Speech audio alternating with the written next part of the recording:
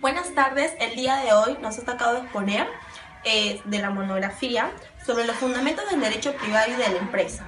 Como introducción, en el presente trabajo nos da a conocer sobre los fundamentos del derecho y de la empresa, integrados por diversos derechos que conforman el derecho civil privado.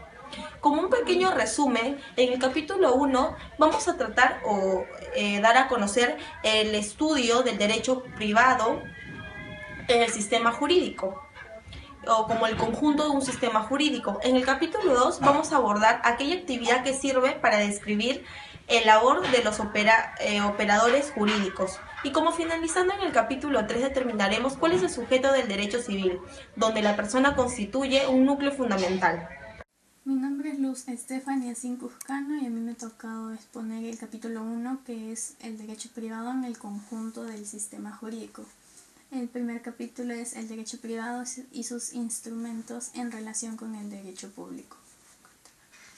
La distinción entre el derecho privado y el derecho público es una suma distinción del espacio jurídico, en el cual es aplicable y aceptada por los efectos que tienen las instituciones del derecho privado, los cuales son individuales, y es la responsabilidad de las organizaciones que crean a la vez la industria para conseguir los fines económicos. En definitiva, no hay probablemente un único criterio único en el cual la distinción se puede explicar exactamente entre los dos grandes derechos. Integrantes del derecho privado y sus principales cuerpos normativos, los cuales son derecho civil, derecho mercantil y otros sectores del derecho privado.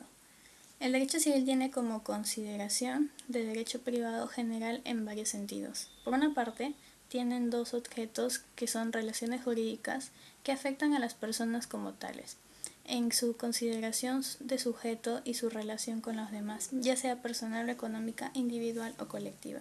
El derecho civil solo tiene en cuenta la condición de personalidad del sujeto. El derecho mercantil es el derecho privado patrimonial, pues se ocupa de cuestiones sustancialmente extramatrimoniales, como el derecho de la persona, de la familia y de los sucesiones. El derecho privado y la Constitución. El derecho civil es como el resto de los derechos de los sectores en el cual se orienta el derecho jurídico. Se debe analizar y aplicar con formalidad con el sistema de fuentes que establece la Constitución. En todo caso, es eficiencia en el ámbito del derecho que se aplica en primer lugar como la norma jurídica, que tiene eficiencia directa con relación al resto de las normas. En segundo lugar, la norma suprema, los cuerpos legales o las disposiciones. Y en tercer lugar, la eficiencia que se indica sobre las materias que son los propios derechos del derecho civil. Último, el derecho privado y el sistema automático, que son articulaciones de competencias normativas. La articulación de la competencia normativa en el territorio español consiste en varias legislaciones civiles, en el cual reconoce y garantiza la autonomía de las nacionalidades y regiones que integran la nación. Mi nombre es Paul Serrano Huertas y voy a hablar sobre el capítulo 2, que es la interpretación y aplicación de las normas en derecho privado. Este capítulo se divide en tres partes. El primer punto, que es la interpretación de las normas de derecho privado. El punto 2 trata de las doctrinas de la aplicación de las normas de derecho privado. El punto 3, que trata de las normas y los actos jurídicos. Bueno, el punto 1. La interpretación jurídica trata de averiguar el sentido de las palabras y demás elementos lingüísticos del texto normativo, a fin de conocer de manera precisa sus condiciones de aplicación y el alcance concreto de las consecuencias previstas para las condiciones. Dicho de otra manera, la actividad interpretativa se va a dirigir a la búsqueda del sentido o significado de la norma a través del texto y demás signos de exteriorización del significado de la misma. El punto 2. La doctrina de aplicación de las normas de derecho privado. Buena fe y prohibición del abuso del derecho. Según el artículo 7 de la Constitución, los derechos deberán ejercitarse conforme a las exigencias de la buena fe. La ley no ampara el abuso del derecho al ejercicio antisocial del mismo. Todo acto u omisión que la intención de su autor, por su objeto o por las circunstancias que se realice, sobrepase manifestantemente los límites normales del ejercicio de un derecho con daño para tercero, dará lugar correspondiente a la indemnización y a la adoptación de sus medidas judiciales o administrativas que impidan la persistencia en el abuso. El término buena fe es un concepto técnico del derecho, si bien de perfiles no fácilmente trazables, aunque en este caso el artículo 7 se entiende generalmente que su significado no cambiaría si se hubiera empleado la fórmula del ejercicio de los derechos con arreglo a los principios de lealtad y honradez, pues no hay distinto en el sentido de buena fe. La buena fe no opera, solo limita el ejercicio de sus derechos. También sirve de fundamento a verdaderos deberes de conducta, que derivan precisamente de estas exigencias de comportamiento que se considera necesario, leal, honrado y correcto. Fraude de ley. Se produce un fraude de la ley cuando una persona se ampara en una norma jurídica que permite o autoriza un determinado efecto o resultado, o al menos no lo prohíbe, y sin embargo la finalidad del autor del acto es conseguir el efecto o resultado contrario al propósito de ordenamiento jurídico en esa circunstancia. Por ejemplo, los matrimonios de convivencia cuya finalidad no es de establecer una relación de convivencia patrimonial, sino conseguir la nacionalidad para uno de los cónyuges. Por tanto, eso implica la vulneración oblicua de una norma imperativa o prohibitiva. Punto 3. Las normas y los actos jurídicos. Normas imperativas y dispositivas. Las normas imperativas son aquellas normas cuyas consecuencias jurídicas se aplican en el supuesto de hecho, con independencia de que los interesados quieran un régimen jurídico distinto. Ese tipo de normas son típicas, pero no exclusivas, del acto público.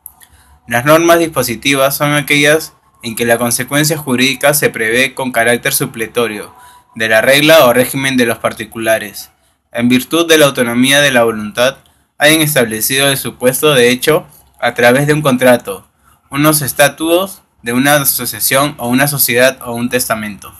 Buenas tardes, mi nombre es Maricela Tamariz y voy a exponerles sobre el capítulo 3 de la monografía. El tema es sujetos, posiciones jurídicas e instrumentos del derecho privado.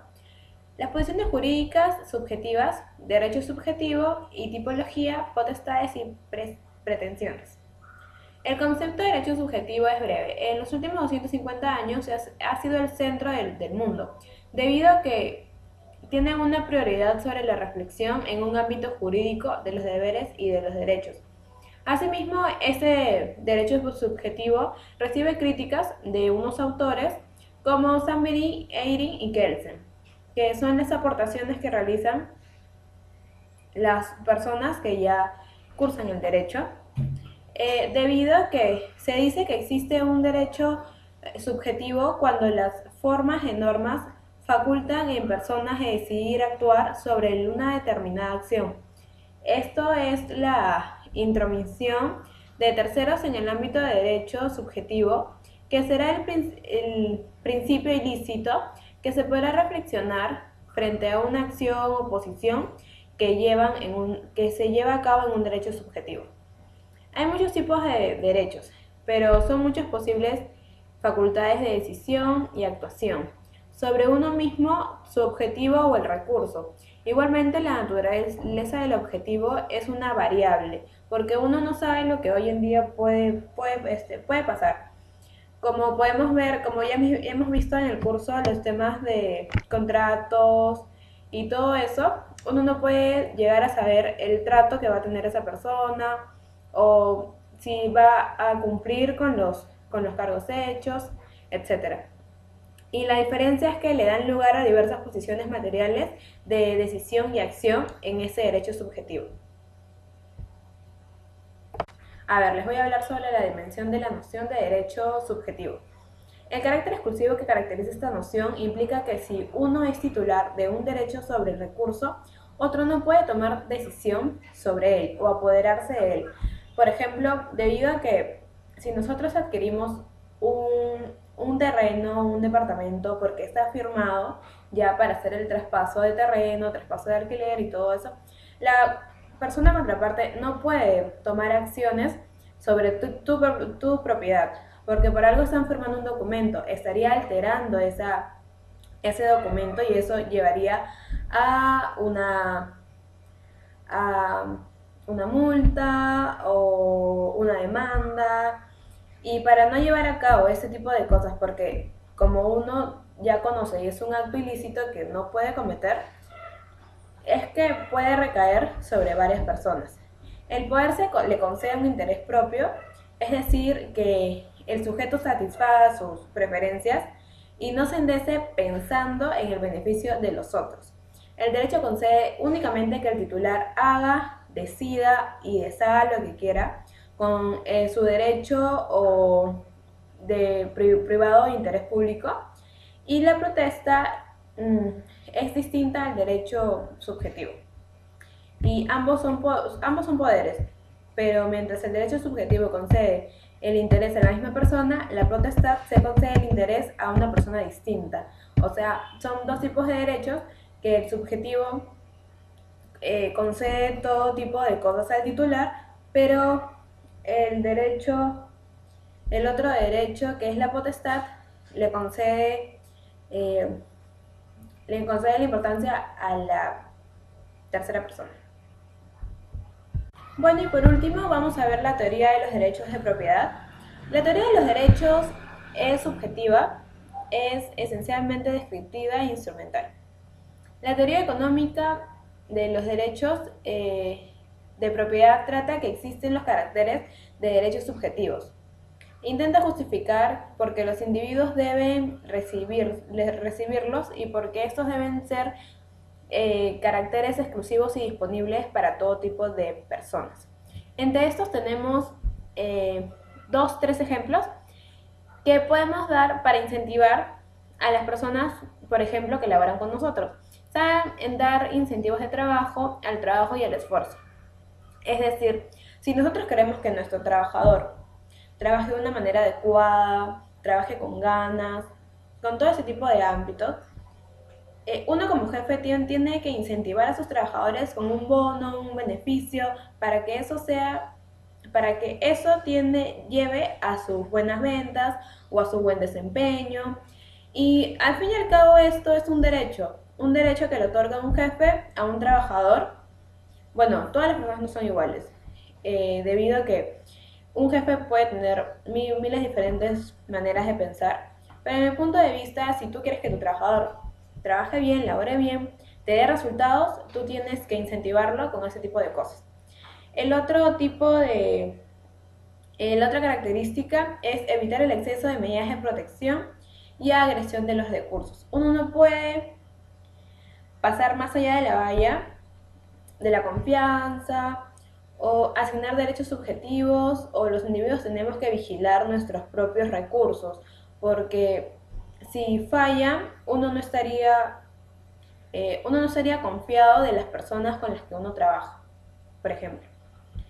Y los recursos podrían pasar a devalorarse, siendo transferibles por los derechos exclusivos sobre los recursos.